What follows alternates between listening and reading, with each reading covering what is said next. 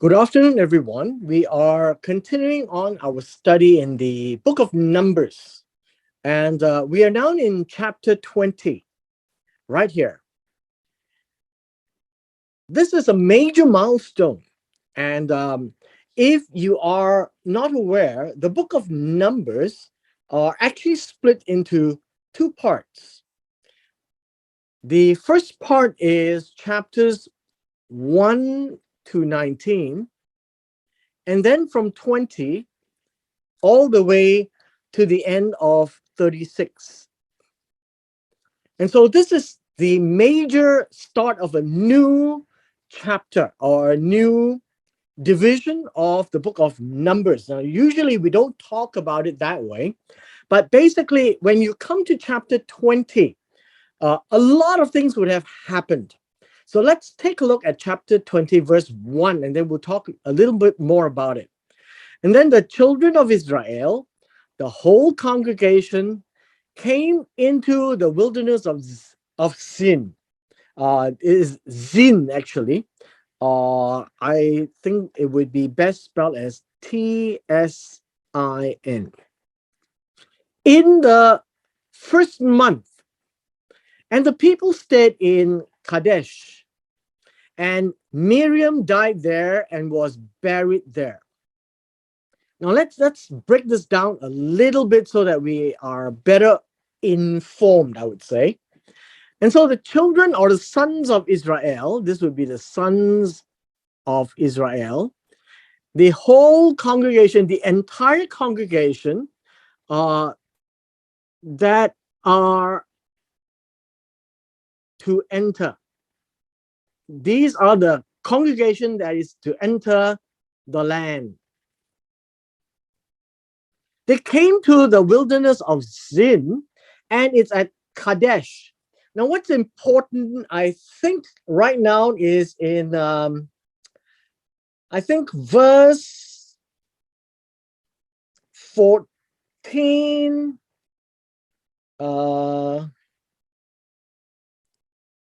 14 to 16. I think verse 14 to 16, you would find that Kadesh is a town that borders Edom, right? It's a town and a place that borders Edom on the south of Edom.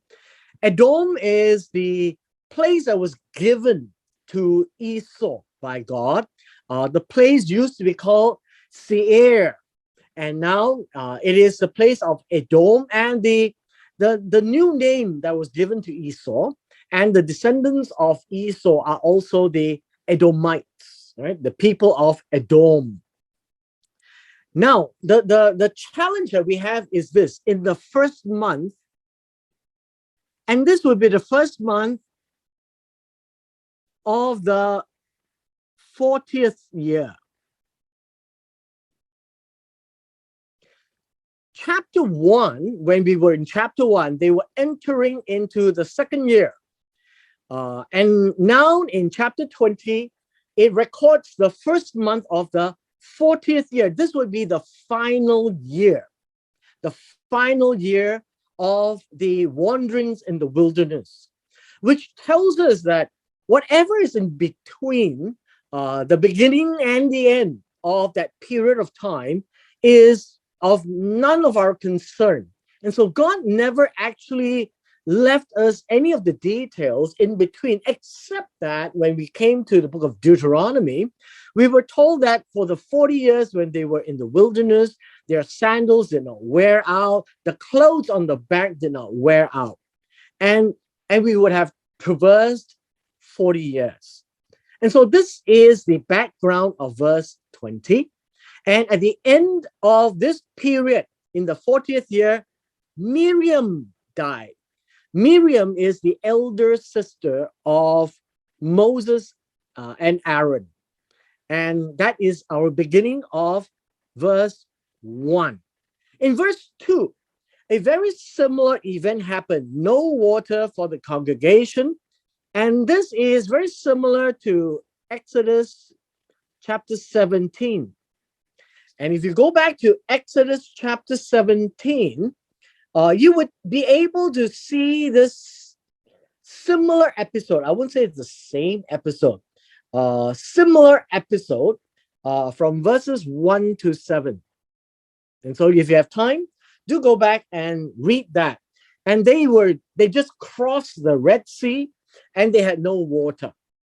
Now, this place in verse 2 is different, right? It is different from the place in Exodus 17, verse 7. So we're talking about two different places now. In Exodus 17, verses 1 to 7, they just crossed the Red Sea. In verse 2, right here, they are now south of the border of the doorway to Edom. So let's continue.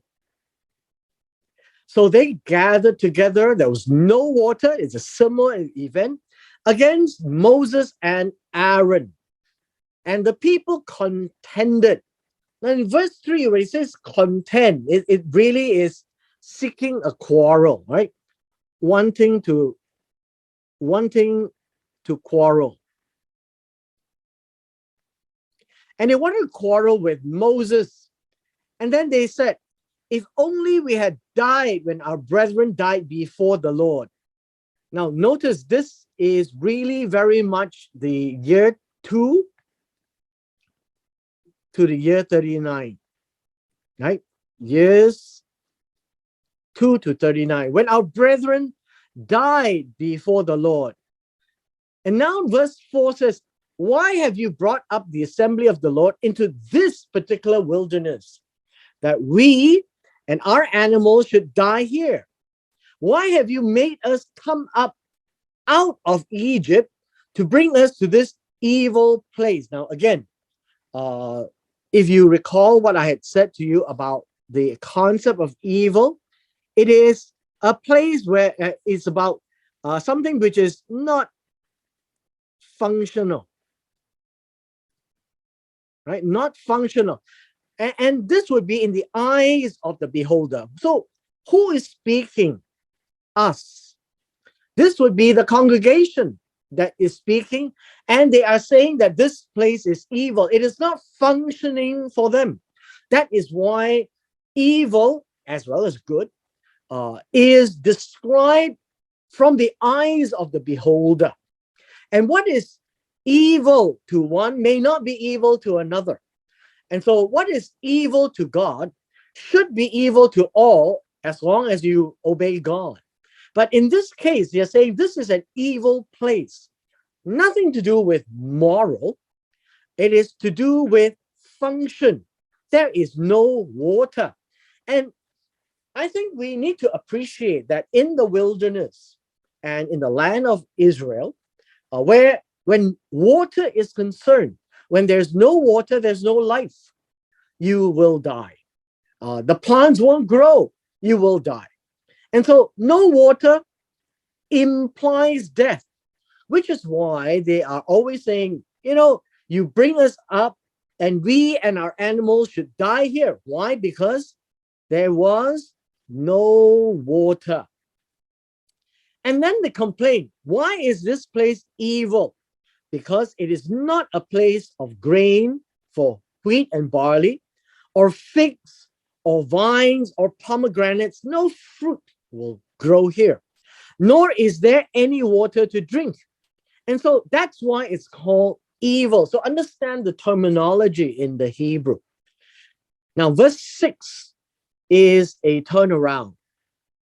When we come to verse 6, please take note of some of the English that needs to be fixed a little bit.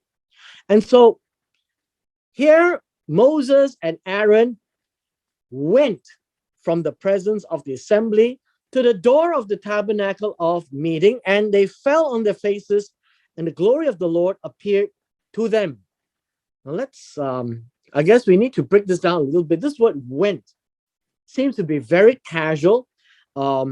Literally, they fled.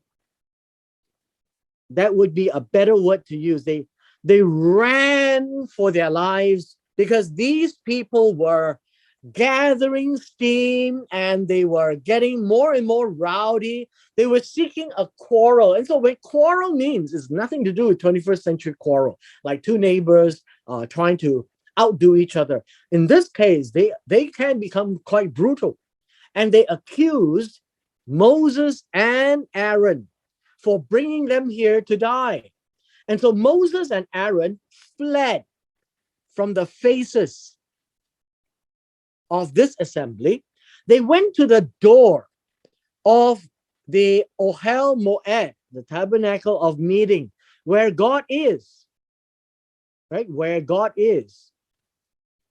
Interestingly, when they have major problems, we see a habitual running to God, and the word fell on their faces literally mean to fall down on their face, and they are to seek God. They are asking God what to do. Now, which tells us this: Moses and Aaron has a special relationship with God at the tabernacle of meeting where God is. And so the glory of the Lord appeared to them. And this would be, well, I guess you could say the Shekinah of God, the presence of God appeared to them. And they are in the presence of God at the Ohel Moed. This is where the first segment of the chapter ends.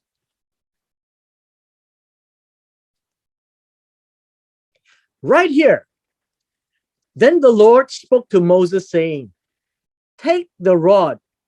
Now, I'm trying to highlight this because we would need us to remember you and your brother Aaron gather the congregation together. Now, in verse 8, this word speak to the rock before their eyes, and it will yield its water. Thus you shall bring water for them out of the rock and give them to the congregation and their animals. And so Moses took the rod from before the Lord as he commanded him. So let us break this down just a little bit. First of all, the audience before God, and this is Jehovah. This would be you and your brother Aaron. And so we're talking about Moses here. And Moses is to take the rod. So it's Moses to take the rod. And then you and your brother Aaron together gather that entire congregation together. Now, what we don't see is this particular word, speak. And this is a plural. It is you all or you both. Speak to the rock, right? You both speak to the rock before their eyes. Notice it's always to be seen. Now, the other thing that I want us to see is this.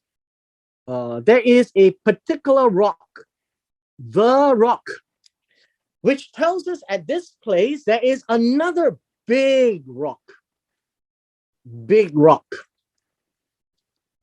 In Exodus chapter 17, there was a rock and water came out after Moses struck the rock once. And now there was another big rock, more like a cliff, a huge jagged rock. And they are to speak to the rock. And notice the word speak is addressed to both Moses and Aaron. And it will yield its water if you were to speak to it. And then you give them drink. And so Moses took the rod, right? Moses took the rod. Now in verse 10, we continue. And Moses and Aaron gathered assembly together before the rock. This specific rock, right? This specific rock. The rock. And it's a rock that Moses and Aaron knows, that also the assembly also knows. That's why it's a very specific the rock. And then he said to them, "Hear now, you rebels." Now, verse 10, where it says, "You rebels," these will be the one who are being contentious, right? Contentious.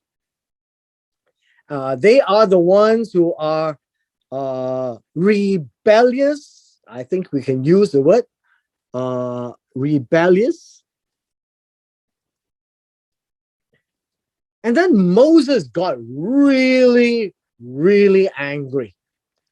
And he says, "Must we bring water for you out of this rock?" And please pay attention to this plural. We, Moses and Aaron. So it's always Moses and Aaron. And then Moses, he lifted his hand, struck the rock twice with his rod. The water came out abundantly, and the congregation and the animals drank. Let's break this down. First of all, you see this word lifted. This is to, how should we say, we should be to let it to rise high. Rise high, right? His hand, and obviously and in this case, obviously, his hand had the rod, right? His hand had the rod. So plus rod. And then he struck the rock. Notice this is the specific rock. This one here, the rock, twice, 2 times with his rod. Now, there must have been a lot of comments. Why twice? Well, in the first case in Exodus chapter 17, Moses struck the rock once and water came out. But this time round, there was even more water, right? More water. But he struck it twice, which suggests that after the first time, nothing happened. And Moses struck it again, and then lots of water came out. And he did this when fury and wrath was in his eyes. He was really blinded by the stiff necks of these people. But yet God allowed the water to come out, right? Allowed the water to come out. Now we have to pay attention to verse 12. Verse 12 says, "The Lord spoke to Moses and Aaron." Notice it's always Moses and Aaron. And he says, because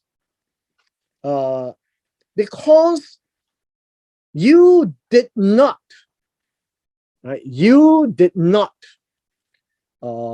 And this word, "you did not believe me." Let me just highlight this in a different color.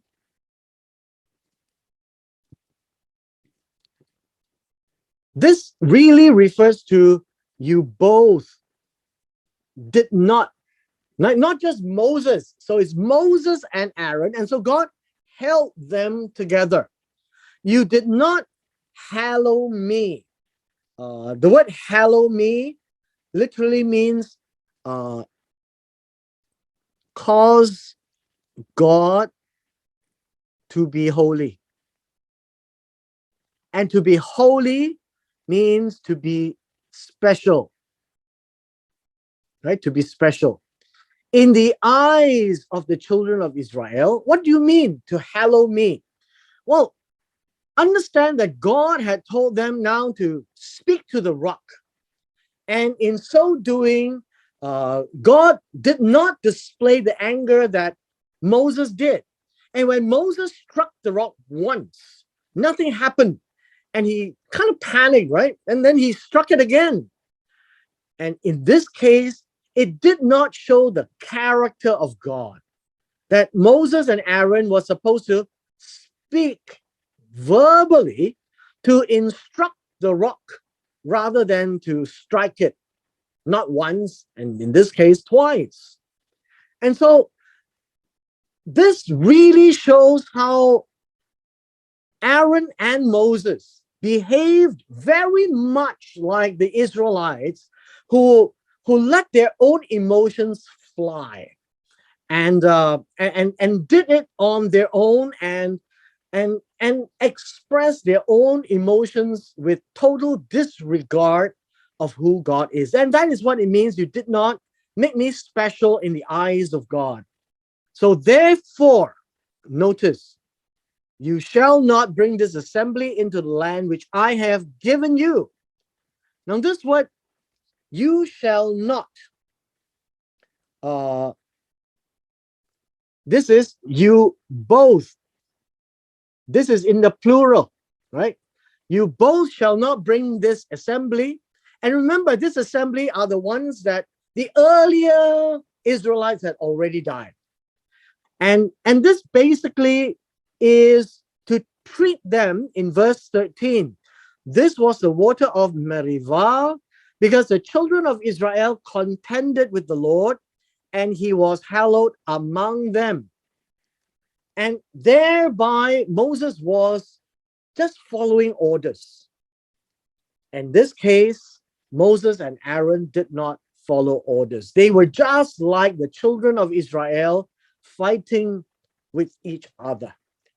And you would see that this became a very severe judgment on Moses and Aaron because they did not hallow. Now, we'll see this a little later. What else did God hold against them? One of the things that you would have to see is God is absolutely just. Just because the children of Israel did it and they cannot enter into the promised land, and if Moses and Aaron reacted much the same way and they can enter, then God is not fair, not just. And so in so doing, God was very severe with Moses and Aaron. That's it. You have now behaved exactly like the Israelites, whom I said they cannot go in, and now neither can you. Both. Not just Moses. Now, some people would be asking, well, it was Moses who struck the rock twice, but it was the responsibility of Moses and Aaron. Now we come to the second segment of chapter 20. They are now at Kadesh and in the southern border of Edom. And there is a king in Edom. And remember, Edom is the brother of Israel. In Genesis chapter 25, when Rivka or Rebecca gave birth to a pair of twins, they were called Esau and Jacob. Esau had a new name, Edom. Jacob had a new name, Israel. And so Moses sent messengers from Kadesh to Edom. Thus says your brother Israel or Israel. You know that all the hardship has befallen us, how our fathers went down to Egypt, dwelt in Egypt a long time. The Egyptians afflicted us and our fathers. We cried out to the Lord. He heard our voice, sent the angel, brought us out of Egypt. Here we are in Kadesh, a city on the edge of your border.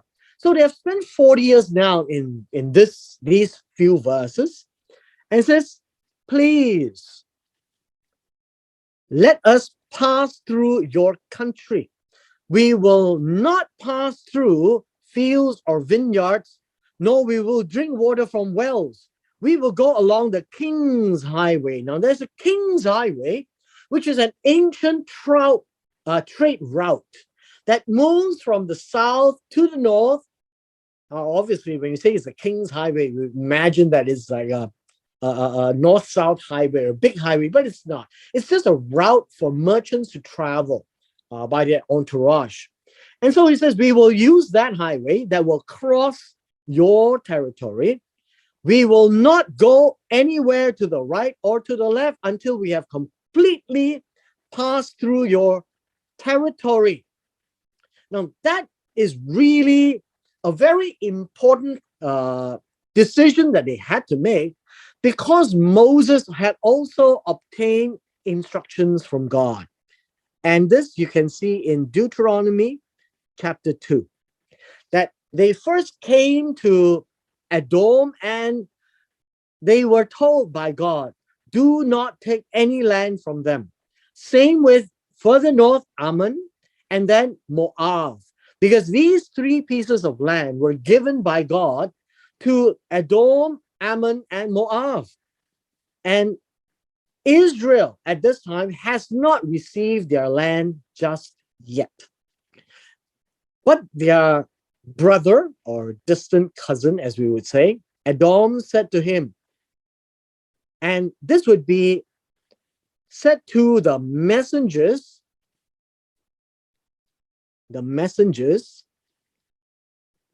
notice, sent messengers in verse 14. By the way, messengers in verse 14 is malak,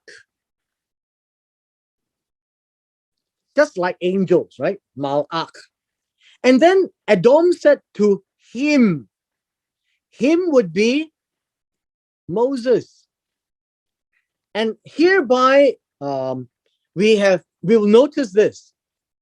Edom was actually speaking to the messengers who were sent by Moses, but the narrative actually describes that conversation as from Edom to Moses, because the messengers represent Moses. And that's how the ancients work. I mean, you have seen the emperor sending messengers, and they have this imperial edict called Singji, and they would read it and everybody would pay homage as if the emperor was there. And that's exactly the same. So Edom, which would be the king, right? This would be the king of Edom, said to him, Moses. And so that in itself gives you an idea of how the narrative is described, right? The messengers definitely is not Moses, but they represent Moses. And so Edom said, you shall not pass through my land, lest I come out against you with the sword. And so, well, verse 18 says, get lost, too bad, so sad. Don't come in. I don't want to see you. I don't care whether you are a brother or not. As far as I'm concerned, Israel, stay out of my land. That's verse 18.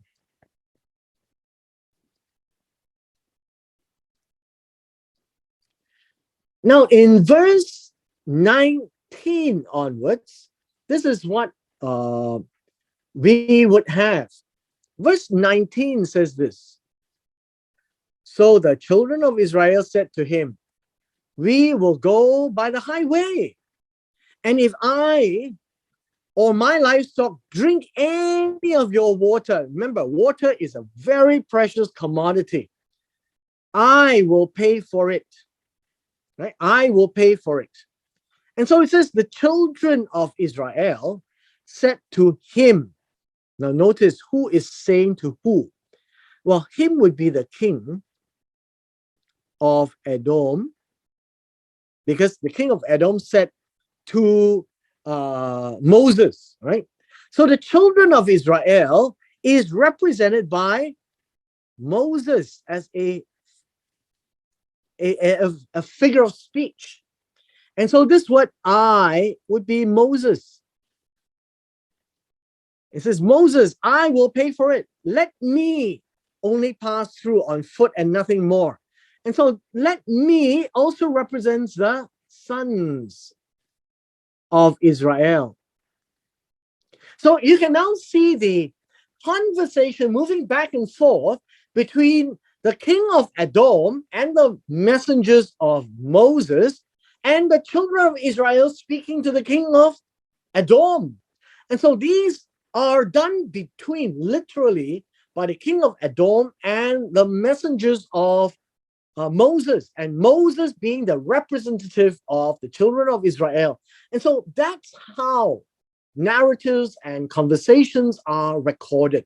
And if you're not careful, we might get totally confused over how in the world did Moses get to see the king of Edom when he didn't go. He sent his messengers. And in the ancient days, the messengers, for all intents and purposes, represents Moses. Finally, in verse 20, he said, "You shall not pass through." That would be the king. So Edom came out against them with many men and with a strong hand, and basically said, "Read my hand and get lost." Edom refused to give Israel passage through his territory, so Israel turned away from him. Now, in verse 21, the word turn away literally means bend aside, right? Bend aside, extend out. Now, what does that mean? I think we need to understand this. Let me just draw a brief map for us to understand. This is the boundary of Edom. Right? Maybe I shouldn't write it there. Let me write it here. This is the boundary of Edom, and Israel was here. Maybe not quite there, a bit further down, right? Israel was there. And then Israel sent messengers to Edom. And the king of Edom says, "No, don't come through." And so what eventually Israel did was Israel went away. And this is what it means: turn away, bend aside, extend out. They actually went to the side of Edom, but not traveling in Edom. Now, that path is very difficult to walk. The reason I wanted to show you this is because this is the king's highway. It is far easier to walk than the turning away from the territory of Edom. That is something which we have to bear in mind, because it would be dramatically tough. We come to the final passage of chapter 20. Now the sons of Israel, the whole congregation, this would be the congregation that is supposed to enter the promised land, journeyed from Kadesh and came to Mount Hor. This is a mountain, and the Lord spoke to Moses and Aaron in Mount Hor by the border of the land of Edom, just south of the border of Edom. So there is a mountain called Mount Hor. And they spoke on the mount. It says, "Aaron shall be gathered to his people." Now understand this phrase. This is an ancient phrase, right? The ancient phrase is "be gathered to his people" means he is going to join his forefathers. And what happened to the forefathers? They died. And so this is a euphemism. Be gathered to his people, and he is going to die, and he's going to be buried with them. And then it says this: "For he shall not enter the land which I have given to the children of Israel, because you rebelled against my word at the water of Meribah." And that would be earlier on when Moses struck the rock twice. It is the repeat of the water of Merivah of Exodus chapter 17. Now, in verse 24, basically, it tells us this, right? Because both, you both rebelled against my word. It's in the plural, right? It's not the singular. It's not just discussing about Moses, it's Moses and Aaron. They are both held accountable and responsible as God gave them the instruction to speak to the rock, of which Moses struck it twice. And God left this instruction, Aaron and Eleazar, his son. Now remember, this is now the transference of the priesthood from Aaron to Eleazar. Remember, Adav and Navihu were both killed when they offered strange fire to the Lord, and Eleazar is the third son, currently the oldest surviving. So Aaron and Eleazar, to bring them up to Mount Hor, stripped Aaron of his garments and put them on Eleazar his son. What garments? The priesthood garment. For Aaron shall be gathered to his people and die there. So look at this. One part gathered, A, die there, B. Right? There's an A and a B. That's basically what God is saying. It's going to come to an end. So Moses did just as the Lord commanded and went up to Mount Hor in the sight of all the congregation, meaning everyone can see that there is a transference of the priesthood, that it is not going to anyone else. And is Moses stripping Aaron of his garments, put them on Eleazar his son. And that shows visibly, right? This is visibly the transference of the priesthood from father to son. And finally, and then, the word here, and then, Aaron died there on the mountain, on the top of the mountain. After that, in verse 27, and then Moses and Eleazar came down from the mountain. The final verse is this. Now, when all the congregation saw that Aaron was dead, all the house of Israel mourned for Aaron 30 days. And that's their period of mourning. And I trust that this chapter 20 begins a new and final narrative of the final years of the children of Israel in the wilderness. And it will map together with the book of Deuteronomy, where Moses actually penned down a lot more details. And so with this, we come to the end of chapter 20.